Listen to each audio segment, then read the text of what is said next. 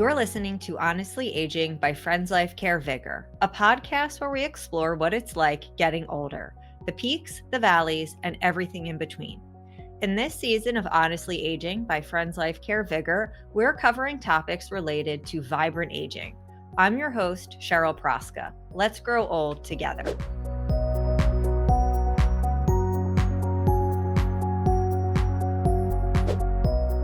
On today's episode, I'm joined by Lexa Chernin, who is an Ayurvedic practitioner, Ayurvedic yoga therapist, Sanskrit teacher, and co-owner of Yoga Secrets in Kennett Square, PA. Lexa offers weekly classes at Yoga Secrets and is co-creator and lead teacher of the Yoga Secrets 200-hour yoga teacher training and 300-hour advanced yoga teacher training. Lexa is a professional member of Yoga Alliance and National Ayurvedic Medical Association and sits on the board of Pennsylvania Ayurvedic Medical Association.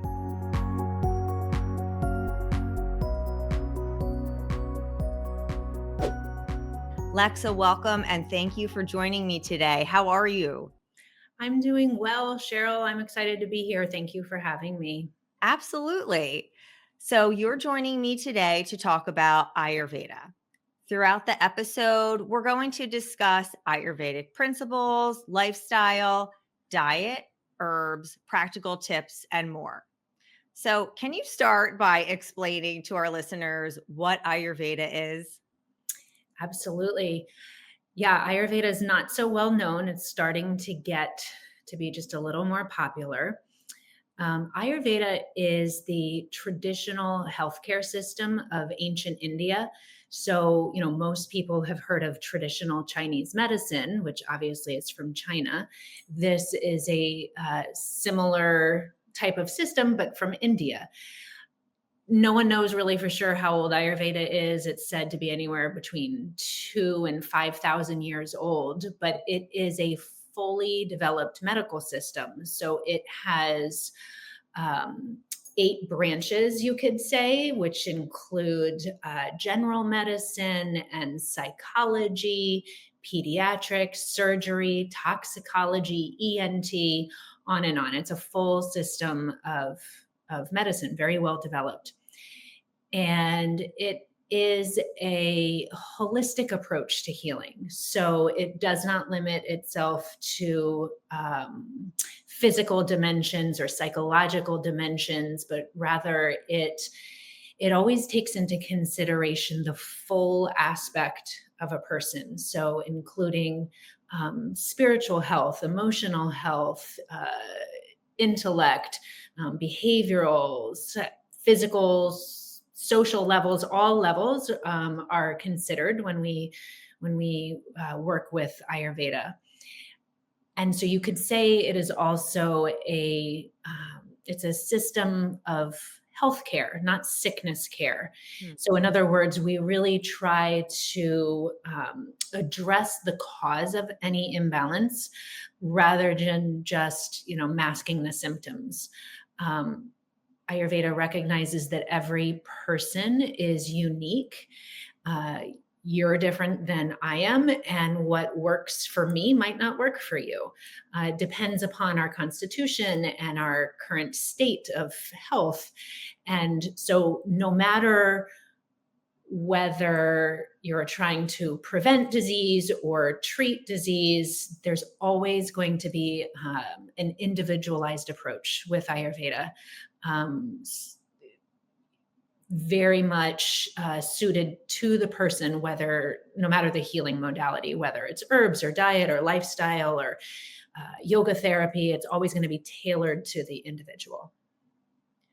So, you mentioned Ayurveda is not well known in the United States. Connecting with you is the first time I've ever heard of it.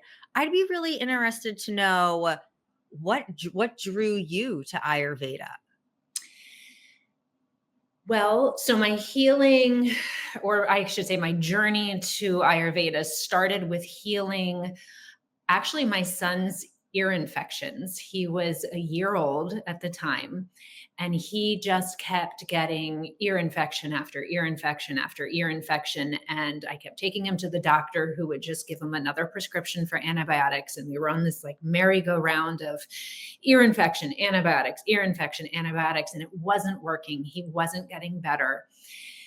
And I really didn't know what to do.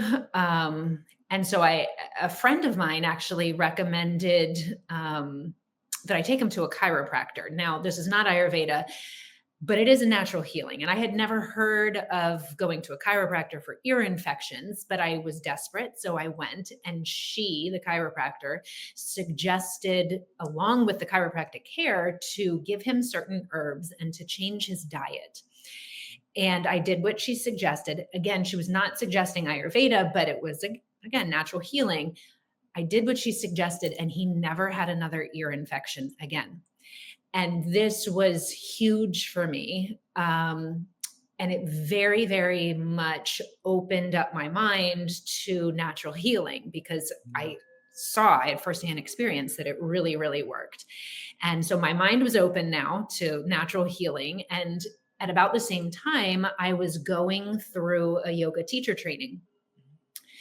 And I kept hearing in my yoga teacher training about this thing called Ayurveda, because Ayurveda is known as the sister science to yoga. The two go hand in hand. They work beautifully together. And so because of my son's experience with natural healing, working for his ear infections, I was very much open to learning more about Ayurveda. So let's dive in to help our listeners also learn more about Ayurveda. You and I have come up with a series of questions to help people learn more. So I'm going to go ahead and launch right in. So to start, can you explain the significance of the 5 elements in Ayurveda and how they relate to our health? Yeah, this is one of the kind of foundational things to know about Ayurveda. Ayurveda says that we are a microcosm of the macrocosm, meaning that you and I and everyone else, we are all made up of the same elements as everything else in manifestation. And therefore, what happens in the world around us is going to have a direct impact on what happens inside of us. So Ayurveda recognizes that everything in manifestation is made up of 5 elements, and the same 5 elements. So those elements are earth, water, fire, air, and ether. And by ether, I mean space. So these 5 elements, not necessarily literally earth. I mean, it could be literal earth, but earth just representing the principle of form and substance. It's what gives something structure. Water could be literal water, but it's just it's the principle of liquidity, right? It is cohesion. It's what holds things together. Fire is the principle of heat and light and transformation. Air is the principle of movement, and space, right? The space in our hollow organs, or the space in between our organs, or the space between our bones, right? We have space within our body. And so these 5 elements are present within all of us, but in different proportions. And that's what makes you different from me, right? It's what makes, if going outside the human for a moment, it's what makes your kitchen table different than the curtains that are hanging in your kitchen window, right? Your kitchen table is very dense. It is heavy. It is hard. We would say that it has a lot of earth element. Whereas the curtains that are hanging in your kitchen window, they're light and airy. And so we would say that they have a lot more air and ether in them. Both of those things, the table and the curtains, have all 5 elements, just as you and I do, but we have them in different proportions. And it's what gives us individuality. It makes us different. It's why we're not all exactly the same. We have different constitutions. I'm curious, is this a lens that you put on as you go about your day-to-day interactions when you're like meeting with people or in a space? Are you always considering the five elements and how they're showing up? Absolutely. I see it in myself and in uh, the way that I think, the way that I act, the way that my body is structured. I see it in other people as I watch their bodies move in a yoga class or listen to them talk. Absolutely. Those five elements are always at play. And once you put on your Ayurvedic glasses, you are going to see everything from that lens for sure. Absolutely. Thank you for entertaining that. I was just curious. So, another concept, as I understand it in Ayurveda, are doshas. Mhm. So, can you explain what are, as I understand, the three doshas and why they are important in understanding one's unique constitution? Yeah. So understanding dosha theory takes the five element theory that I was just talking about, it takes it one step further, right? So I just mentioned that we all have five elements within us always: earth, water, fire, air, and ether. And we all have all five of those elements within us, but we have them in different proportions. I've already said that. So let's talk about this in terms of people, right? Let's say that someone has more earth and water in them relative to fire, air, or ether. If someone has more earth or water in them, we would call that person a kapha. Kapha is the name of one of the three doshas. And kapha folks, because they have more earth and water in them relative to fire, air, and ether, they're going to have a sturdy build to their body. They have a lot of earth, which is solid, and they have a lot of water, which is cohesive. They're going to have a sturdy build, meaning that they might have a bigger bone structure. They might have more soft tissue on their frames. Um, Kapha people tend to have really luxurious, beautiful hair. They often have big, gorgeous doe eyes. They have a milky complexion, and usually their skin is very soft and moist because they have all of that water in their constitution, right? Since Kapha people don't have as much fire in their constitution, they tend to have slower digestion. They tend to run kind of cool. They do have strong immune systems generally. And Kapha people are usually very grounded and patient and loving people. Everybody loves a Kapha. You just always want to hug a Kapha. They're very lovable people. Now, if someone has more water and fire in their constitution relative to earth and air and ether, that person with more water and fire, we would call them a pitta. So, pitta is the second dosha, second type of constitution. And pitta people, they tend to have a really athletic build. Um, a body that's not super tall or not super short. It's usually well defined muscles. They might have a kind of reddish complexion. They will often have freckles, sometimes red hair. They might have lighter eyes, like blue or green eyes. And since they have so much fire in their constitution, they're the kinds of people who are always hot. No matter what time of year, even in the middle of December, they're hot. Mhm. They have really strong digestion because that is fire.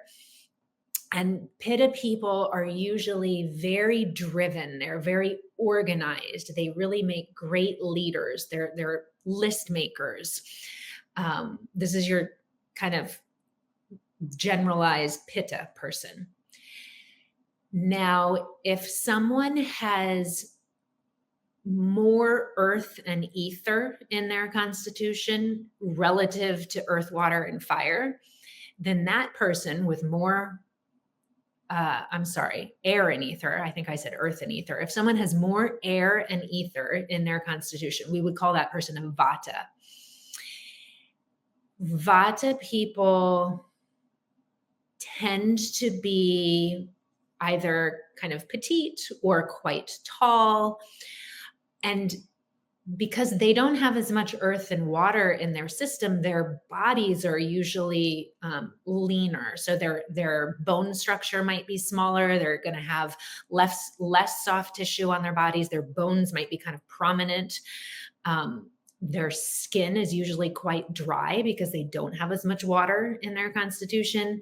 Their hair might be thin. They're the people that are definitely cold all the time. And Vata people are always moving. They're always moving and talking and going, because they don't have that earth to ground them, right? Vata people tend to be very creative. Their minds are like a busy bee, buzzing around all the time. And Vata people are they tend to lean towards anxiety. That's often an issue for Vata folks. So these three, Vata, Pitta, and Kapha, these are the three doshas. And really what they are just a kind of a reorganization of the five elements. It's just a Vata person, again, has more air and ether in their constitution. Pitta has more water and fire, and Kapha has more earth and water. And when we understand these doshas or the constitution of someone, it kind of serves to like shed light on why we are the way we are, or why we have certain disease tendencies. And it gives us tools for being able to keep ourselves healthy. So I was able to identify myself based on your descriptions, and I'm going to make an assumption that some listeners are identifying themselves as one of these doshas.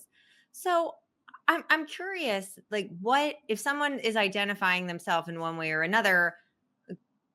What could someone do with that information? Or if they feel like maybe they're having an imbalance and they don't necessarily identify with one of the doshas.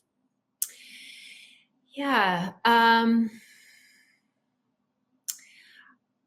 Well, okay. So let's start with the person who doesn't necessarily identify with one of the doshas. Because, yeah, you might have heard what I just said and you still aren't quite sure.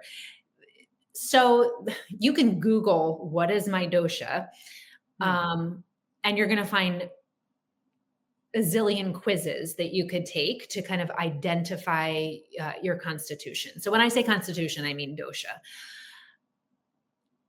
And those quizzes are kind of fun, and sometimes they're accurate. But the problem with that is that it's really subjective, right? And we tend to view ourselves in a certain light. And so we might answer questions in a certain way that may or may not be true, right? So you could definitely take a quiz online, and it'll give you a result. I wouldn't put a whole lot of weight in it. I wouldn't put absolute certainty that that is correct. Really, what's best is to find an Ayurvedic practitioner or an Ayurvedic doctor, because we use far more tools than just a quiz to determine what your constitution is, right? So, like when I meet with a client, yes, I will ask them to fill out a questionnaire similar to what you might find on Google. But that's only one of the tools that I'll use. I'll also see them, obviously, see their body structure and see the way that they move their bodies, see the way that they talk and their mannerisms, the way they look, and I'll read their pulse as well. All of these give me a much more complete picture of what their constitution is rather than just relying on a quiz. Okay, so that's for the person who isn't quite sure what their constitution is. But let's say that you feel pretty good. You identified pretty well with what I said earlier, and you feel you're pretty sure what you are. Well, then the next step is to try to figure out what you do with that information, right? And how you can use that information to bring you into a more balanced state of health, because probably everybody um, feels that there's some room for improvement for how we could feel, right? We could have more energy or sleep better or digest better or whatever it is, right? So we can, again, consult an Ayurvedic practitioner or a doctor to get the next steps, because knowing your dosha or knowing your constitution is only good if you know what to do with that, right? Mhm. So then we would want to kind of take those next steps to keep yourself healthy or find health if you're not already there. So, switching gears a bit, another principle of Ayurveda is your diet. Mhm. So, when it does come to diet, how does Ayurveda approach nutrition? Well, so nutrition is everything in Ayurveda. And I think we could even more specifically say digestion is Mm, everything. It is fundamental to the whole healing process in Ayurveda, because we in Ayurveda recognize that our ability to digest the food that we eat is at the foundation of our health, because every single system in our body is reliant on digestion to get the nutrients and energy from the food, deliver it to those systems. Um, it, if we're not digesting the food that we eat, and we could be eating the most perfect diet, the most Ayurvedically perfect diet in the world, but if your digestion isn't getting the energy and the nutrients from the food, then every system in your body is going to get thrown off. You will have hormonal imbalances, you'll have skin issues, you'll have poor immunity, and mental struggles. The list is endless, right? Every system in your body relies on your digestion. And so that means that the first thing that I always look at with a new client is looking at their digestion. And there's almost always room for improvement, right? And then to to kind of improve digestion, we definitely look at what to eat, but actually we also, probably even more so, look at when we mm, ought to be eating or how we ought to be eating.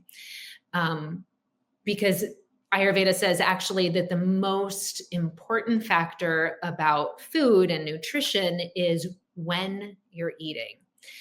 So, in other words, if your meal times are really inconsistent, let's say some days you eat 3 meals a day, some days you skip a meal, your meal times are all over the place, there's going to be serious impacts to your health, right?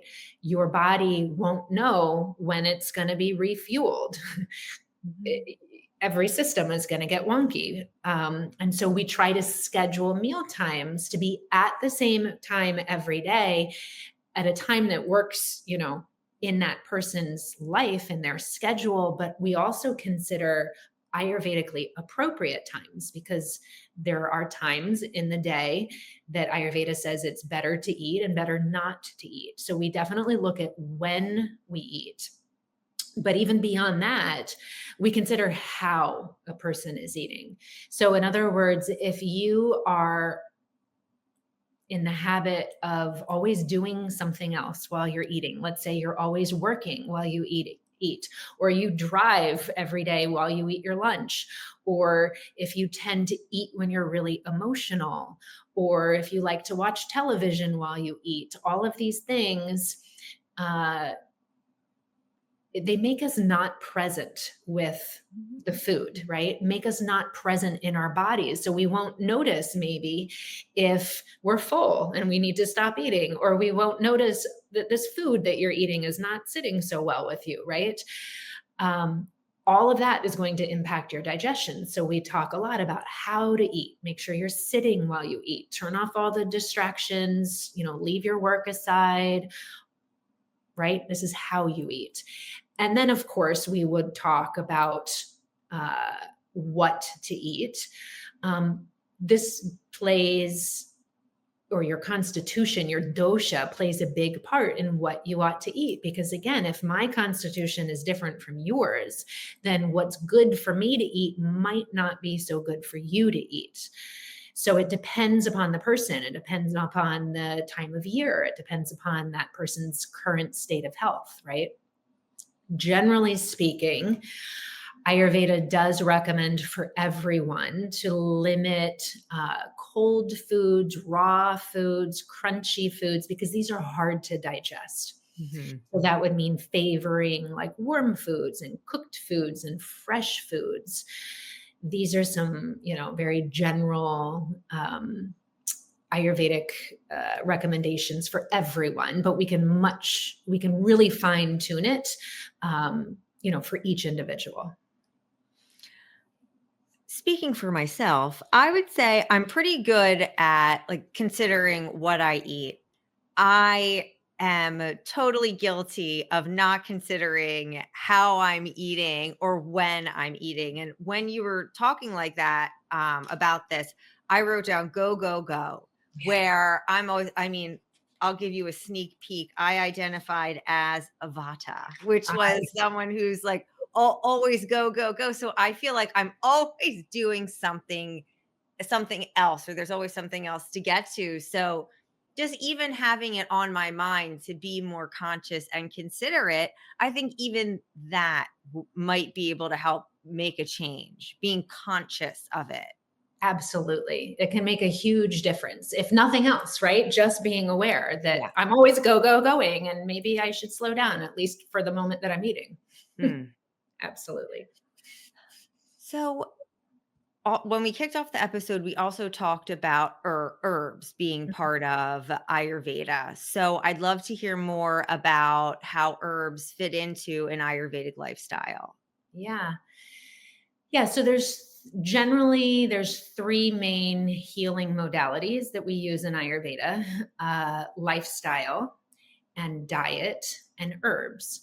But even before we get to herbs, Mhm. we would always try to use diet and lifestyle shifts, because sometimes that's all you need. Sometimes we just need to make some little shifts in your routine, and you don't even need to take the herbs, right? So we always start with lifestyle first.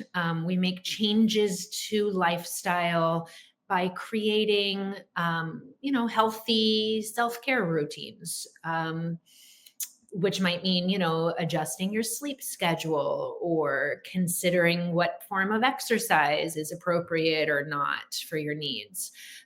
Finding healthy ways to manage your stress. Ayurvedic ways to care for your body and your mind. So, the things that we do each day, the little things, the ways in which we care for ourselves, they have a really, really big impact on how we feel.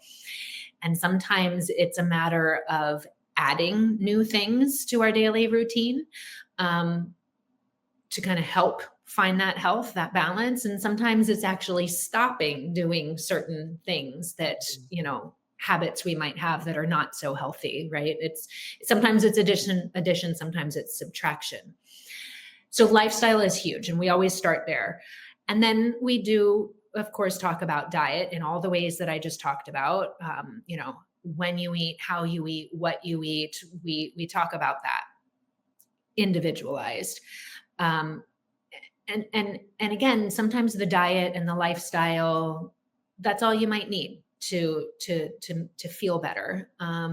But if that's not enough, then we use herbs. Herbs can kind of pick up where diet and lifestyle left off. And there's, Ayurveda is starting to get a little bit more popular now. People are starting to hear about it a little bit more. It's getting a little bit more mainstream, which means that there are more and more companies selling Ayurvedic herbs. And some of those companies are really traditional, and some are creating their own formulations. Um, of course, the herbs that you take would depend upon your constitution or your dosha and your current state of health, your current needs.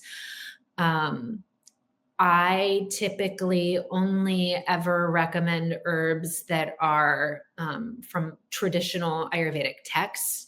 So, very traditional companies that are making formulas like that. I don't tend to, there's a lot of companies out there making herbs that, like they're creating the formula. And that might be nice and wonderful, but it's not time tested. So I just like to use myself time tested formulas. Um, and like I said, there's no one herb or one formula that is recommended for everyone to take, because it depends, right? The answer in Ayurveda for almost any question is it depends. It depends on who needs that herb and when they might need it, right? So we definitely use herbs. Herbs come in all different formulas. Some are capsules, some are teas, some are in medicated ghee, some are oil that we might take internally, or herbal oil that we put on our bodies somewhere. There's many different herbs and many different formulas, and we use them when we need to. But just like any other medicine, we try not to use them if we don't have to. If we can just use diet and lifestyle, then sometimes that's all you need. Would you prefer to age independently in your own home or live in a nursing facility? I know what I'd rather do. Friends Life Care membership offers just that. Plan today for a future lived at home with vitality, independence, growth, and resilience while protecting your savings. Learn about your options at a free seminar or webinar. Register at friendsLifeCare.org/register or call 215-628-8964. So I think we're all getting the point that it's very personalized. Mm-hmm. And I'd be interested to hear it, like when a new client would come to you, what could they expect? I assume I'm just like some type of assessment, recommendations, and adjusting. So people would know what they could expect. Mm-hmm. Yeah. So the first thing that we do, if I'm working with a new client, the first thing that we'll do is figure out what their constitution is. What is their dosha, right? And by the way, so vata and pitta and kapha, those are the three main doshas, but you're not just one, right? You're not just vata, because you also have earth and water and fire in you. You just might have a little more air and ether in you, but you do have some pitta and kapha in you, right? We all have all vata, pitta, and kapha in us, but we have them in different proportions. So the first thing we do when I'm working with a new client is to figure out what that person's constitution is. And every one of us, we have a born constitution, a natural constitution that was given to us at birth, that was kind of determined by what mom and dad's constitution was, and what their state of mind was at conception, and what time of the year you were born, and what place on the planet you were born, right? All of this determines your constitution. So that's the first thing that we assess. Your constitution does not change. That is who you are. I'm not going to wake up tomorrow with curly hair because my hair is very, very straight, right? Our constitution doesn't change. But our body and minds do change, right? Because of life, because of the foods that we eat, and the stress that we're under, and the relationships that we keep, and the jobs that we have, and the weather, the place on the planet that we're living, right? All of that is going to have an effect on how we're feeling right now. And that state that you're in right now, we would call that your current state, your vikriti. This is the Sanskrit term for this. So your current state is right here. And if this over here is your natural state, your prakriti, your born constitution, and this is your current state, the further your current state is from your natural state, the more imbalance you're going to have, the more symptoms of dis-ease you're going to be feeling, right? And so what we want to do, so first we figure out what is your natural constitution, then we figure out what is your current state. Hmm. And then we figure out, okay, knowing these two things, that's all well and good, but we want to get you back to health, right? Back to balance. So we use diet and lifestyle and herbs to bring you back from your current state back to your natural state. So that's what balance is. Balance in Ayurveda does not mean that we're trying to give you exactly even amounts of vata and pitta and kapha, because that's probably not what is normal for you, what is natural for you, right? Balance in Ayurveda means taking you from the condition that you're in right now, bringing you back to the state that you're meant to be in, the state that is vibrant for you, right?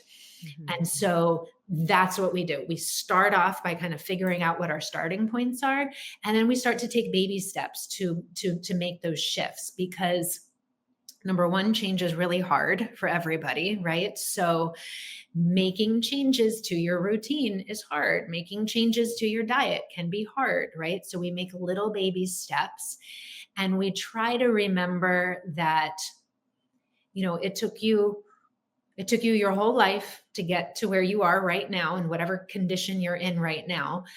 And it's going to take a little bit of time to get you back to where you want to be, right? And the further you were from your natural constitution, the further away you are, a little bit longer it's going to take. We need to be persistent. And so Ayurveda definitely does ask that we be active participants in our healing, right? There's no magic herb that I can give to you or to my clients to make them feel better instantly, right? There's a little bit of work involved, but it's really profound, because sometimes just tiny little shifts to your routine or to your diet, sometimes tiny shifts can make a really big difference. So it's really exciting to watch people navigate those shifts and experience the outcomes. So we cater the podcast primarily to older adults. Mhm. So considering all of the life experience that an older person would have, how would you say that Ayurveda might be particularly helpful for people who are older adults? Yeah. So, Ayurveda recognizes that the same vata, pitta, and kapha that we talk about as terms of doshas, as terms of your body constitution, those same three doshas, we can think of them as energies that govern the different times of life. And so in our later years, once we hit 50, 60 years old, this is considered to be the vata time of life, meaning that even if you're a pitta or a kapha person in those, later years, you're just simply going to be experiencing more vata. You're going to experience the effects of vata on your body and your mind. So you might, as an older adult, you might find that your skin is awfully dry, whereas it didn't used to be, or that constipation is more of an issue, or brittle bones, or sleeping less, right? Or having less energy, maybe less vitality, or joint pain, right? All of these are signs of vata being a bit out of balance. And that's normal for that time of life. Mhm. But that doesn't mean that we have to just accept it and sit back and let our skin dry up and our bones deteriorate, right? We can make shifts, we can make changes. And so, Ayurveda has so much to recommend at any age, but especially in the older years, we can, for instance, we might use herbal oil, a formula that's right for our constitution, but use it on the body to help nourish the tissues and even the muscles and the bones beneath the skin, right? We might use, gentle exercise as an older adult to build balance and to build strength. We might, create a diet plan that's very supportive of digestion and elimination. we can use all of these tools to help older adults or any person at Mhm. any stage of life. So, how can Ayurveda complement other wellness practices that people might be a little bit more familiar with, such as yoga and mindfulness? Yeah. Well, I think I mentioned earlier that yoga and Ayurveda are considered to be sister sciences, Mm-hmm. meaning that they kind of grew up in the same place at the same time. They're both from India, both thousands of years old, and they complement each other very, very much. So, yoga in its truest form is about self-realization. It's a spiritual practice, and it's meant to help us discover the truth of our being, right? This is what yoga is in its purest form. It's the spiritual practice, but we can't embark on a spiritual practice if our body hurts or if our mind is disturbed, right? And so that's where Ayurveda comes in. Ayurveda is the science of self healing. It heals the body and mind so that then we're available to do the spiritual work of yoga, yoga being that self realization, right? So we can absolutely practice Ayurveda and yoga together. And in fact, they're best practiced together. And so I, as an Ayurvedic yoga therapist, will always integrate the two. For instance, I might, when working with a client, sure, we're going to talk about diet and lifestyle and herbs and all of that, but I might also recommend particular breathing exercises that are found in the yogic tradition. But I would recommend them to my clients because it might be suitable for their needs, right? Or I might recommend that a client do a particular style of yoga, or even not do other styles of yoga, because there's a big array of yoga styles out there. And depending upon your constitution and your needs, some of those styles are going to be more or less appropriate for you. I'm always implementing meditation techniques with my Ayurveda clients. Really, any practice, any wellness practice, you can put on your Ayurvedic glasses and look at that practice from an Ayurvedic lens and help you determine what it is that you ought to be doing, right? Like, so let's say, I'm going to just use the example that you brought up, that you mentioned that sounded to you like you thought maybe you were Vata because you're always go, Definitely. go, going, right? So a Vata who's always go, go, going, I'm not even going to get specific, but just very generally speaking, a wellness practice that's going to work well for someone who's always go, go, going would not be more go, go, going, because that's just going to add fuel to the fire, Mhm. right? Rather, doing some kind of wellness practice, whether it's yoga or Tai Chi or whatever, that is very slow, that is grounding, that is helping you to land in your body and slow down and slow that busy mind, right? Any practice, we can just kind of look at the qualities of that practice and help use Ayurveda to help us figure out whether that practice is appropriate or not. So it's so complementary. Ayurveda does not have to be practiced alone. We can use it with anything. We can use it in all facets of our life. Is there anything more that you'd want to add about practical ways that someone could start implementing Ayurveda into their lives? Because what you just said right there is a quick takeaway that I could start doing today. I'm curious if there's anything else people could like take away with them right now. Yeah. Well, and so I just hinted to it, right? So there's two principles to Ayurvedic healing that are absolutely fundamental. And if you don't know anything else about Ayurveda, but if you can just grasp this idea of these two principles, it can take you really far, right? So the first concept, or the first principle in Ayurvedic healing, is that like increases like. What does that mean? Okay. Let's say you're cold right now, you're really cold, and you eat a bowl of ice cream. you're already cold and you're eating cold ice cream, common sense, we all can figure out that we're going to feel colder, right?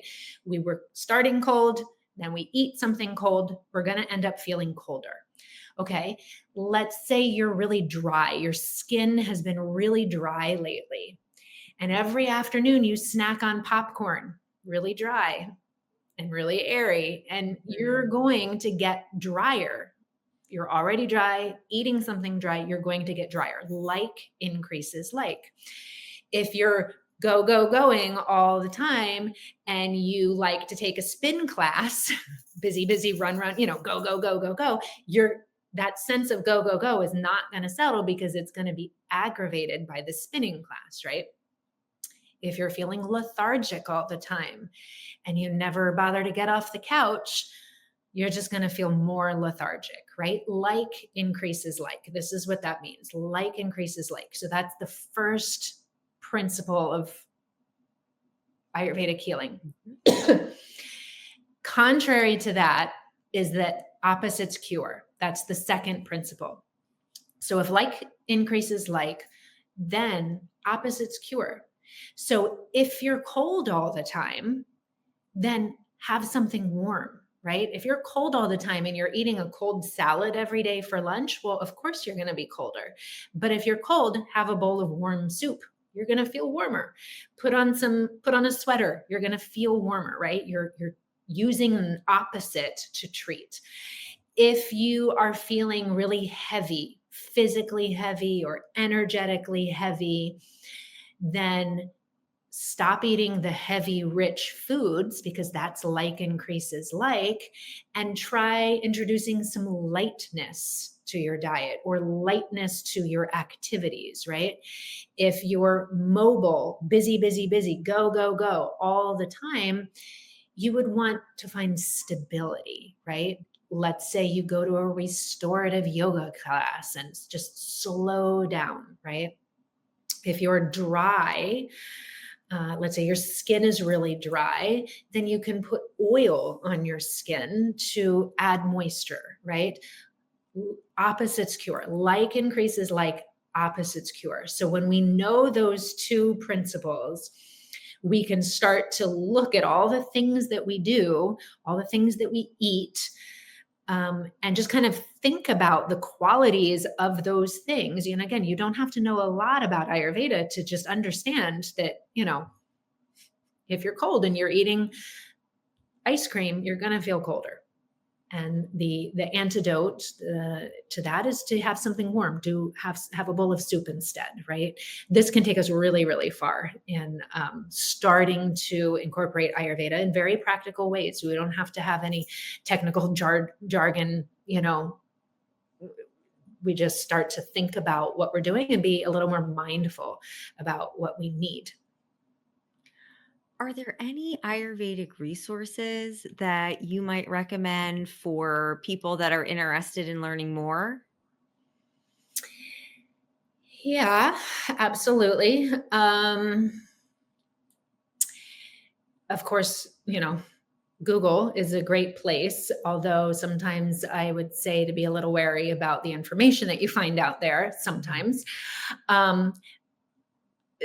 Certainly searching for an Ayurvedic practitioner or an Ayurvedic doctor in your area and contacting them is it's the absolute best way to go because you're going to get individual time with them, uh, individualized protocol. So that's obviously, the best. You can look for Ayurvedic workshops, right? Because Ayurveda is so closely related to yoga, a lot of yoga studios like my own will offer Ayurvedic workshops. So you can look for that and just get great information from those. You can get books. There's so many books out there from very well-respected practitioners, doctors on Ayurveda. You can find those. And if you really want just like a really beginner friendly practice, you might just consider, it's one thing, but it's five things. uh, I always say that if you could do five certain things at the very same time or very close to the same time every day, if you just did that, if you just made that one shift, you're going to have a huge uh, impact in how you feel. And those five things are: what time you wake up, what time you eat breakfast, what time you eat lunch, and what time you eat dinner, what time you go to bed. If you can do those five things at about the same time every day, it's going to have a really big impact on your health. You're going to feel a lot better, because if those five things are happening at all different times, one night you stay up until 1 o'clock in the morning, and then the next night you try to go to bed at 9 o'clock, right? Or your meals are all over the place, you're not going to feel well. But if you can get those five things at a pretty consistent schedule every day, that's a very beginner friendly practice that anybody can do. Again, you don't need to know really anything about Ayurveda, but just start to be more consistent in those five things. So, where can our listeners go to learn more about you and all the different services that you offer through your businesses? So I have a website, and it's just my name, www.lexachernin.com. And there's information there about all that I do: yoga, Ayurveda, Sanskrit, all of it is there. You can find me at my studio's website as well. So my studio is called Yoga Secrets, and it's in Kennett Square, Pennsylvania. And that's yogasecretspa.com. That's our website. And then if folks are on Instagram, you can find me there, Lexa Chernin. I'm always at the studio, so you can always find me there if nothing else. And I'll link all of those URLs in the comments to this episode. And I just want to extend a big thank you and gratitude for sharing Ayurveda with me, letting me ask all my questions and, pique the interest of myself and our listeners. I really appreciate your time. Yeah, thank you so much. It was so fun to talk with you, Cheryl. Absolutely. Thank you for listening to Honestly Aging by Friends Life Care VigR, a unique program focused on aging with vitality, independence, growth, and resilience. You can find links and show notes from this episode on our website at friendslifecare.org/podcast. Thank you to Lexa Chernin for joining us today. You can learn more about Lexa and Yoga Secrets at lexachernin.com, yogasecretspa.com, Facebook, and Instagram. And thank you to Nick Dieterding for editing all the Honestly Aging episodes. If you like our show, please rate, review, subscribe, and join us next time. To learn more about aging with vitality, independence, growth, and resilience, subscribe to our blog at friendslifecare.org/blog.